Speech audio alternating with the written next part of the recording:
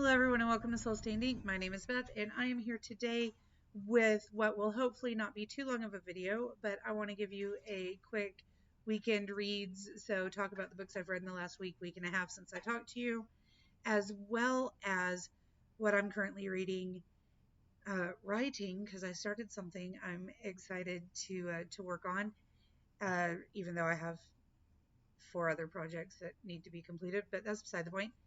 And health. So hopefully I can go through pretty quickly, but we shall see.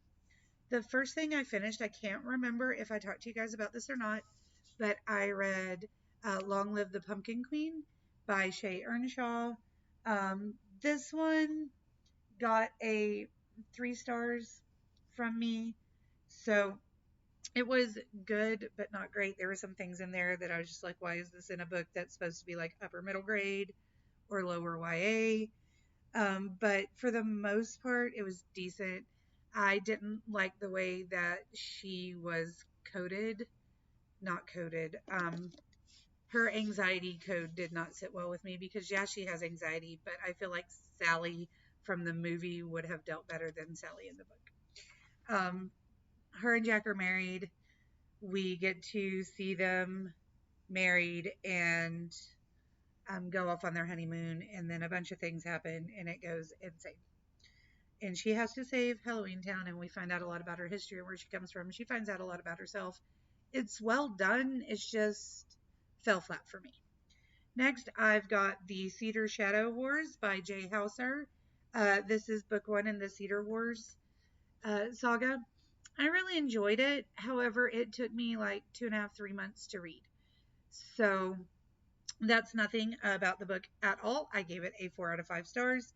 But with everything that was going on when I started to try to read the book and then continued to go on, adding my health issues and all that to it, it just didn't work out very well for me getting it done. My current plan is that I'm going to put it on the back burner because Jay Hauser sent me the omnibus of the books that are currently in the series.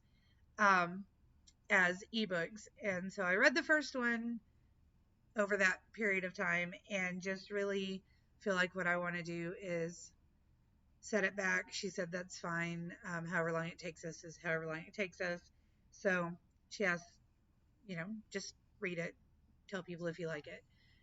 So I did like it. You can check her out on Amazon and on TikTok, Jay Hauser. She makes great journals too. But I really don't remember a lot of the book. I remember that it's the first book in a series, and there are a lot of places where I was like, why did we get that much information about this that really doesn't have anything to do with what happens later on? But then there's things that happen later on that go back to it. So while I felt some things could be condensed or expanded, overall, it's pretty well done. I enjoyed it. I will most likely like the next book even more because that's generally what happens. So, it is what it is. Next, I have James Patterson and Kier Graff, Minerva Keene's Detective Club. This one got a 3 out of 4 stars from me. I enjoyed it. It's a solid like 3.5 star book. The reason it did not get a full 4 stars is because there were just some things in it that I went, that's not, no. I needed more information again, especially at the ending. It was a big twist, and I really liked the way they did the twist at the end. But overall, it just didn't quite. There were portions I didn't particularly like. And it was honestly mostly characterization of side characters and the end of the book that just kind of threw me off. Next, I finished Daughter of the Deep by Rick Riordan. This one got a 4 out of 5 stars for me. I thought it was very, very solid. It is an expansion, an homage, a memorial to Jules Verne's 20,000 Leagues Under the Sea. We follow Anna Dakar, and she attends the Harding Pencroft Academy, which is a 5-year high school that graduates the best marine scientists, naval warriors, navigators, and underwater explorers in the world. Um, so there's the freshman classes weekend trial at sea. They don't know any details, but as they're going to that trial, something happens, a big tragedy at school, and the freshman class suddenly finds themselves on the run, and things slowly get revealed. And Anna is super important, and you find out why, and she has to take on leadership roles and make decisions.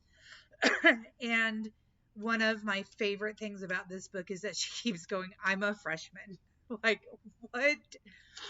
I'm not old enough. I haven't lived enough. I know we're training for these things, but there are a lot of things you haven't taught us yet. For me to be the chosen one is ludicrous. It needs to be someone older who's done more. But she manages in the end, and I super duper enjoyed the book. I am hoping that there are going to be more in this series, but I have not actually looked that up. So it is what it is, but I very much enjoyed that. Next, I listened to the audio of The Glass Witch by Lindsay Puckett on Scribd. This one got a 3 out of 5 stars, like a solid 3.5 out of 5 stars. But I don't know if it's just because I've been feeling well this week or what, but again, it just slightly missed the mark for me. It's very sweet. It's about friendship and found family and the magic of family, and keeping secrets tears people apart, and then they have to come back together and all that jazz. I enjoyed it. It was a very sweet, almost cozy thriller vibe of a middle grade witchy story. So if you're looking for that, The Glass Witch is right up your alley. It was very, very sweet. And then yesterday, I finished the Very Secret Society of Irregular Witches by Sangu Mandana, and I gave that a solid 4 out of 5 stars. It was not at all what I expected, which I've heard several people say. And so I went into it being like, okay, I've heard people be like cozy romance, found family. This is all those things, but it somehow hit me out of left field anyway. So there's that. Then I am actually reading Elle McNichols' A Kind of Spark, but I forgot to grab the book from the other room, and I just don't want to go in there and get it. I'm only on chapter 2. I'm not super far in. I don't have anything to say to you other than the fact that our main character is an autistic girl, and it is very sweet and makes my little heart happy for our main character to be an autistic girl and actually have, like, they know she's autistic, and it shows like she knows what she is, and she knows that she doesn't understand a lot of the things going on around her, and she's like asking her family questions about what's up and why would someone do this, but also like she can read her handwriting just fine. So why did her teacher rip up her story she was working on in front of her in the middle of class and tell her that nobody could possibly read the scribbles that she was putting on the paper? And so she's like really upset about that and doesn't understand why. But again, I'm only in chapter 2. All that happened in chapter 1. So I'm really looking forward to the rest of the book. It's well written. It moves well. I'm really looking forward to reading the rest of the book. Now, before I get to my health stuff, let me tell you about this. This is the new idea that I was gifted with yesterday. So basically, my little sister sent me a TikTok that was just a string of like a Facebook post and comments below it talking about a story idea. And people were like, this would be a great book. Oh my goodness.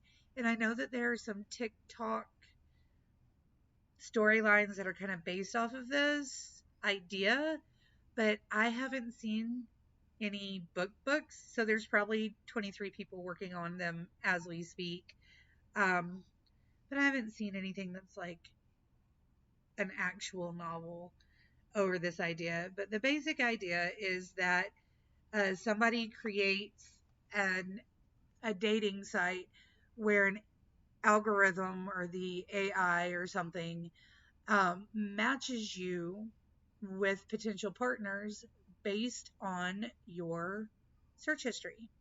Kind of like the idea of Netflix going, "Hi, you've been binge watching Supernatural for 14 hours.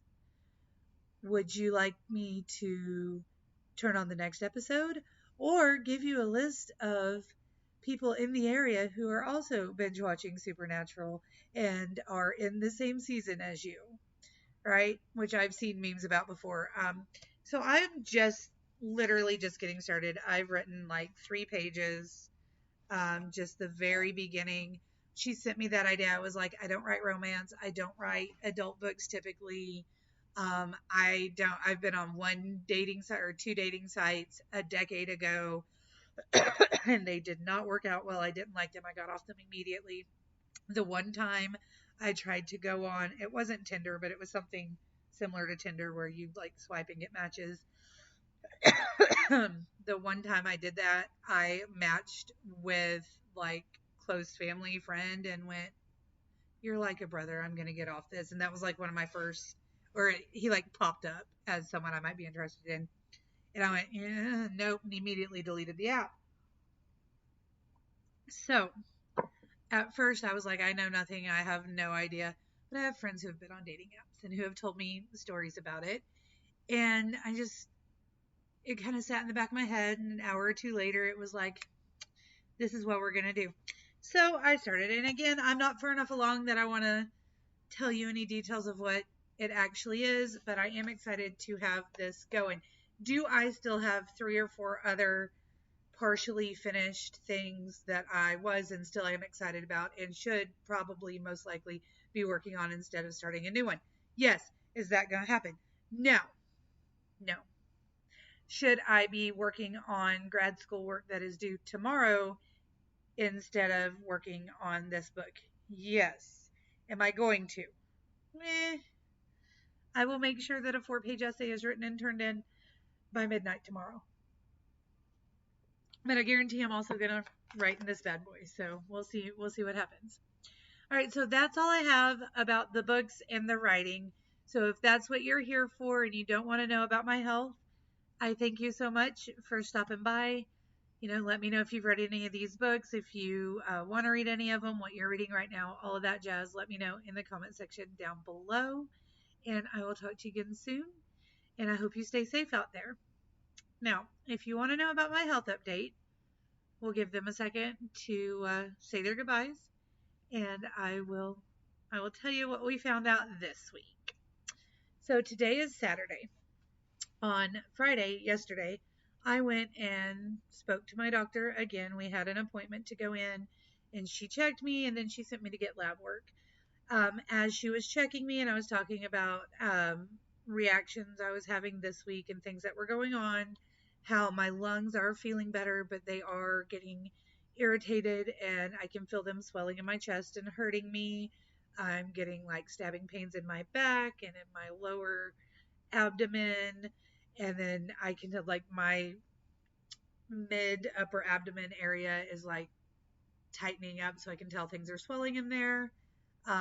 She, pushed on stuff, looked at my legs, which are super swollen. I couldn't even put on socks yesterday. And she went, "You know what? The more we're looking at this, now that your other issues, the whole stack of flu, bronchitis, double ear infection, all that, now that all of that is cleared up and the effects of those are mostly cleared away, I think you have gallbladder disease." And I was like, I've never had an issue with a gallbladder in my life until the last like 2.5, 3 weeks when I started having these random attacks.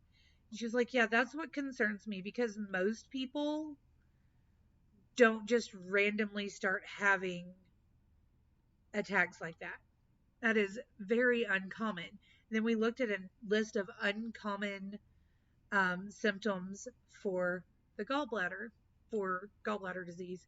I have all of them, plus a couple of the normal ones. But all of the uncommon signs of gallbladder disease started in the last like 3 weeks. A couple of them started in the last day or two.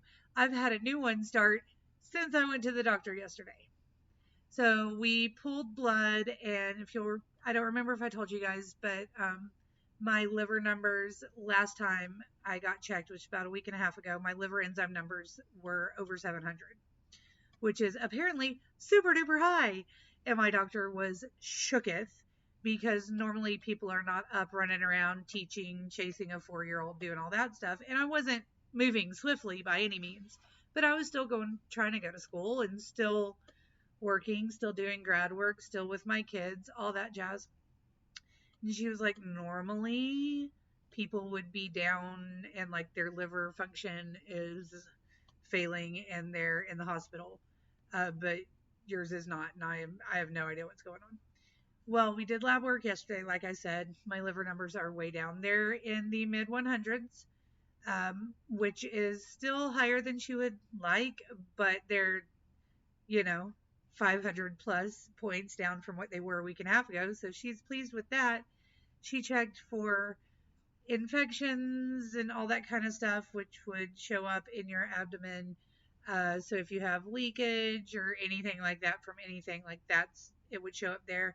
But also if sepsis is starting, things like that.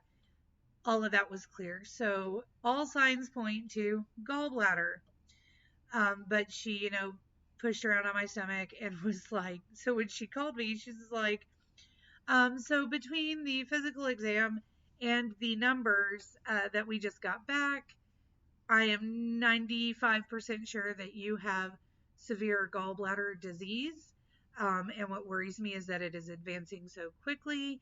Oh, and also you have pancreatitis. And I laughed and said, I'm sorry, what? And she was like, yeah, you still have the pleurisy and the trapped air, although the trapped air has gone down a lot. You still have that. So pleurisy and trapped air in my lungs because my gallbladder is irritated. My gallbladder is irritated and swelling, which is causing my liver, which is above it, to be irritated and swelling. And now it has caused my pancreas to be angry and swell and stab me. So I thought we were getting rid of things because, flu's gone, ear infection's gone, sinusitis is gone, bronchitis. I've still got markers in my lungs because they're swollen up, but it's like the infection's gone. We're just trying to get rid of the last markers from it, right? Great. I've gotten rid of all these things. And then I just added, gallbladder, liver, pancreatitis. It's ridiculous. However, she was like, I need you to just stay down. I know you're going to go to school. Yeah. But I need you to sit. Like, I don't care how dirty your house is. You can do maybe 5 or 10 minutes and then sit down for at least an hour. Because we figured out that my walking around a bunch all at once, like running back and forth at school and all that, it's aggravating everything and making it worse and bringing on more attacks, giving me more pain. So I have to try to sit down. We've taken me off the gluten-free diet because whole grains are really good for kind of calming down gallbladder disease. Like all of them, apparently, except for, I don't remember what she said. Anyway, there's one or two that like gluten is a problem for it, but that's in your intestines, but then it irritates y'all don't care. But anyway, she's taking me off the gluten free, but I'm on like no fat. I'm still on the no dairy, no fat, no fried. The list of foods you can eat on a gallbladder diet, by the way, are different on every single list of foods for a gallbladder diet, and some of them contradict each other, so that's fun. It's ridiculous. But I'm trying. I'm getting there. I'm very much enjoying being allowed to have good bread again. So that's nice. But everything else is just I sit sideways and I get stabbing pain in my gut. I'm sure several of you have had that and can understand. But I'm still exhausted. I do have color in my face. I can talk to you guys. I can breathe. I still can't breathe super deeply. My oxygen levels are hovering around 95 and have for the last 3 weeks, but she's hoping we're going to do a scan next week sometime, and then she's hoping the scan's going to confirm gallbladder disease and she can schedule to remove it ASAP, and hopefully there's not anything else wrong once we get that out and the swelling from surgery and everything goes down, everything should settle and release its hold on me, and all the other things will go away. So there's that. Um, this video is about 10 minutes longer than I normally post. So bless you for sticking around if you did. I hope that you're in good health, and I will talk to you again soon. Until next time, stay safe out there, guys.